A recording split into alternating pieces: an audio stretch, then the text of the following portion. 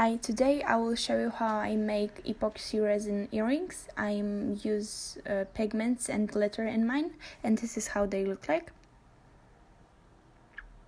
Remember to always use gloves when handling resin because it's not safe to touch it with your bare hands. I have an old foam from some kind of furniture, and I just stick the earring posts into the foam so the earring posts are standing upright and the resin will be leveled.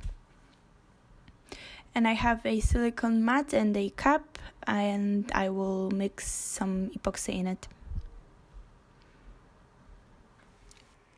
After I have my epoxy ready, I just spill some of it onto the mat and mix it well with pigment. And I just scoop some of the epoxy resin onto the earring posts.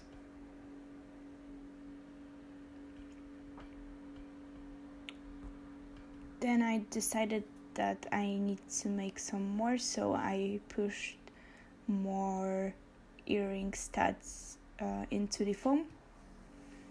And for the glitter resin earrings, I just spill some of the clear resin onto the mat, like I do it here. And I place clear epoxy only onto the earring posts because I find it easier than scooping resin with glitter in it already. I just scoop the clear epoxy first and then I add the glitter, and you can always clean up the resin on the earrings.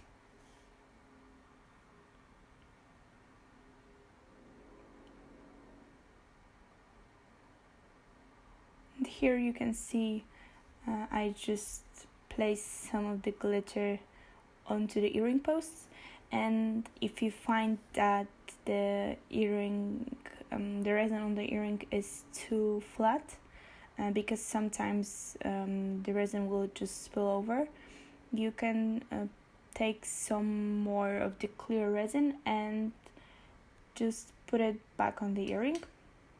And here I use blue glitter, and I do it the same way. I just take some glitter and place it onto the earring posts, and if it's too flat, I just add more clear resin on top of it.